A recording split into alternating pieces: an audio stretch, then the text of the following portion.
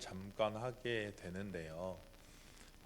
여기 모이신 분들 중에 하나님의 뜻대로 살고 싶지 않은 사람은 아마 한 명도 없을 거라고 생각합니다. 그리고 우리 인생을 정말 하나님께 드리고 싶지 않은 사람이 여기 모이신 분들 중에 있을까요?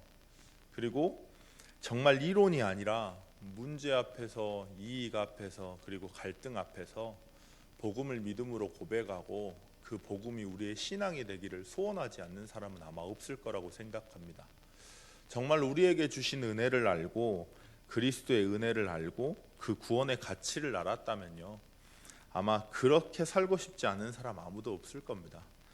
그런데 자꾸 생각과 마음과 선택이요, 자꾸 복음이 아닌, 그 참된 복음이 아닌 자꾸 육으로 가죠. 그 이유가 왜 그러냐면, 복음을 알기 전에 내 안에 각인된 옛 틀, 나도 모르게 살아왔던 그것들이 우리 안에 각인돼서요, 분명히 구원의 은혜도 있는데, 분명히 하나님의 은혜도 바랐는데 자꾸 돌아가는 겁니다. 요새 성경 보면 그런 생각을 좀 하게 돼요.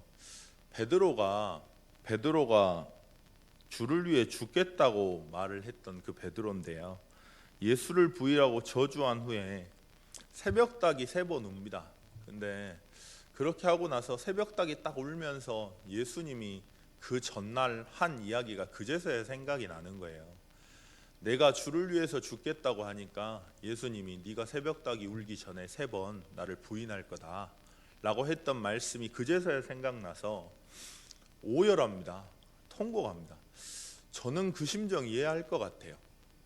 복음을 위해서, 주를 위해서 정말 살고 싶은데 내 눈에 보이는 대로 행동이 되고, 그래서 그렇게 결정해서 말씀을 들을 때 그제서야 하나님의 말씀이 생각하고 오열하고 통곡하는 모습이 마치 저 같으세요. 저는 주의 은혜로 받은 구원이지만 그런 모습들 때문에 다시 업으로 돌아갔던 그 베드로의 심정을 저는 이해할 것 같습니다. 그런데요, 그런 모습 때문에 다시 업으로 돌아갔는데 세상의 기준과 다른 복음이라면 아마 네가 왜 그랬겠냐 말을 하셨겠죠. 근데 예수님이 직접 그런 베드로를 이해하시고요, 그럴 수밖에 없는 베드로를 이해하시고 직접 찾아오십니다.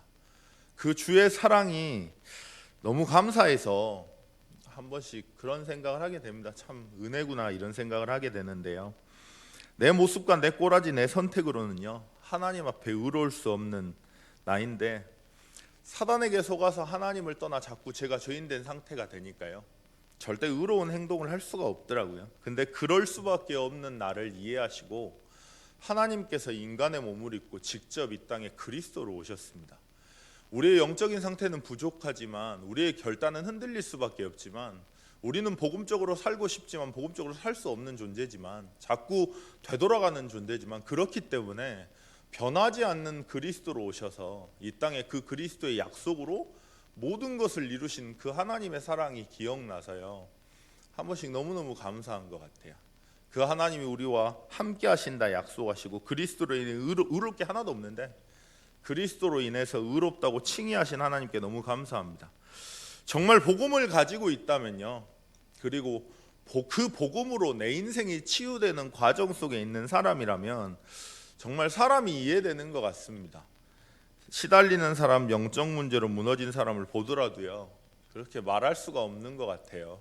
영적 문제로 시달리는 사람, 그것 때문에 규모가 깨진 사람 너무 쉽게 이야기하는데, 진짜 복음을 알고 복음으로 치유되는 사람은 그렇게 말할 수 없는 것 같습니다. 왜냐하면 별반 차이 없는 내 인생이, 제 인생이 구원받았는데 무슨 말이 필요할까요?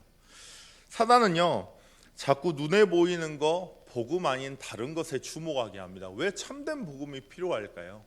사단은 복음인 것처럼 보이는 그런 이론적인 복음을 가지고요 자꾸 다른 것에 집중하게 합니다. 예수 믿었는데 왜 저래? 그리고 저 인간 예수 믿는데 교양이 너무 없다고. 그리고 진짜 차라리 예수 믿는다고 하지 말지, 안 믿는다고 하지, 왜 저렇게 사나, 이렇게 해서요 복음 안에 자꾸 다른 것을 섞이게 만듭니다. 그래서 참된 복음을 잃어버리게 만들죠. 그래서 내 인생에 복음이 필요한 것처럼 저 사람들에게도 복음이 필요하다는 걸 자꾸 놓치게 합니다. 그래서 참된 복음 잃어버리게 만들어서요 그래서 자꾸 무너지게 만드는 겁니다. 우리는 자꾸 그렇게 볼 수밖에 없습니다. 왜냐하면 복음 아닌 다른 것으로 섞인 복음으로 이미 살아왔기 때문에 그래요. 그래서 내 틀이 있기 때문에, 그래서 하나님이 뭐라 말씀하셨냐, 매일 그리스도여야 되고 매일 그리스도를 강조해야 된다 말씀하셨습니다. 우리 안에 있는 그리스도의 빛은요, 우리의 상태 때문에 달라지지 않습니다.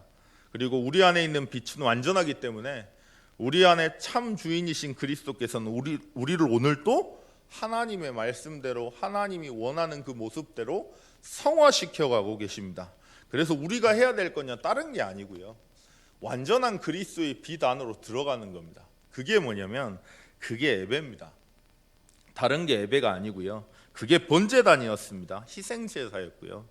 날마다 나를 알고, 그리고 그런 나를 이해하시고 사랑하신 하나님의 약속인 그리스도의 약속 안에 거하는 것, 그 의미를 기억하고 원래의 나를 회복하는 게 번제입니다. 그 비밀이 있어야, 그래야 그리스도께서 나를 구원하셨다는 걸 알고 하나님과의 관계를 회복할 때요, 그것이 사실 모든 것인 것 같습니다. 그래서 예배가 너무 중요한 거고요. 내가 예배의 축복을 놓쳐버리면 예배의 본질은요, 사실 그리스도의 언약이 보이는 겁니다.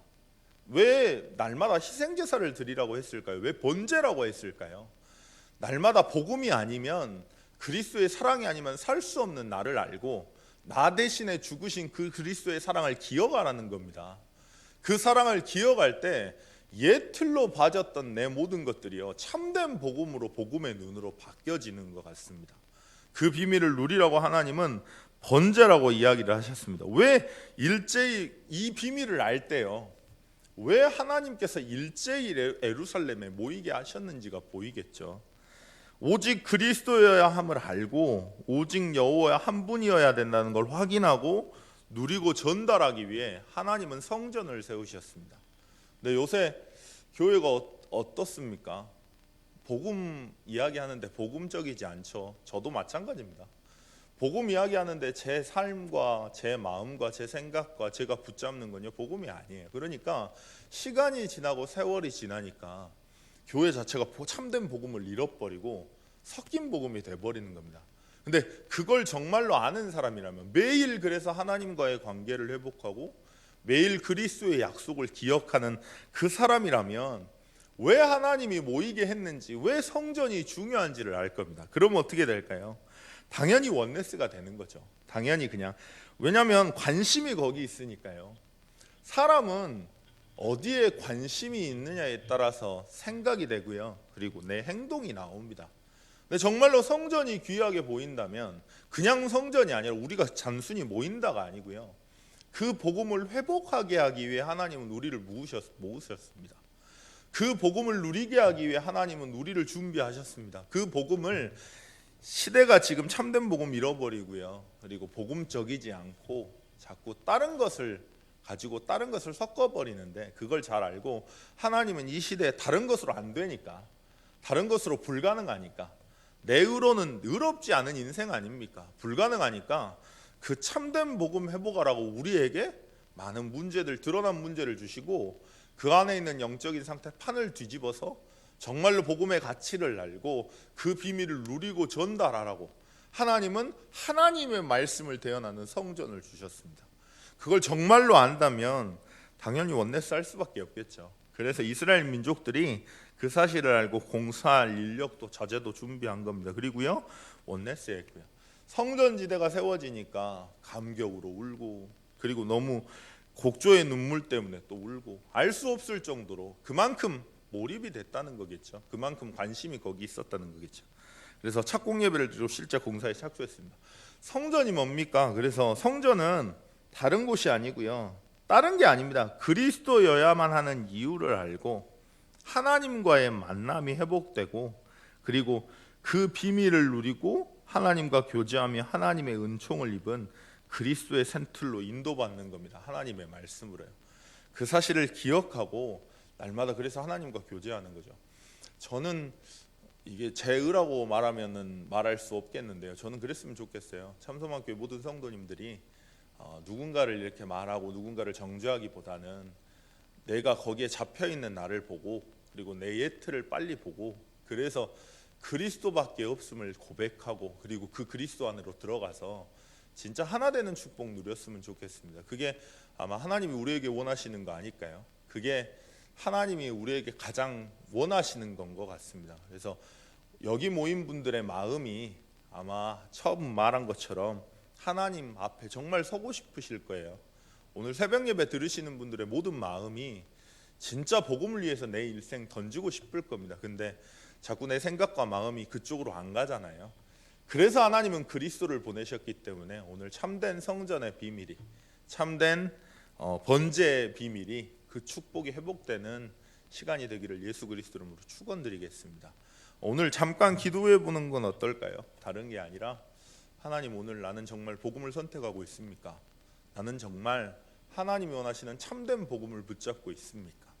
혹시나 내가 다른 것에 빠져 있다면, 다른 것에 내 마음과 생각이 뺏겨 있다면 오늘 다시 한번 복음이어야 되는 이유를 내 인생에서 보고, 다른 사람 말할 거 없이 내 인생에서 그리스도여야 되는 이유를 보고 그 그리스도 안에 들어가서 모든 것들이 하나님의 은혜로 보여지는, 그래서 원네스 할 수밖에 없는 올바른 성전을 세우는 증인 될 수 있도록 기도해 보시면 좋을 것 같습니다. 잠깐 기도하시겠습니다. 하나님 아버지, 은혜 감사합니다.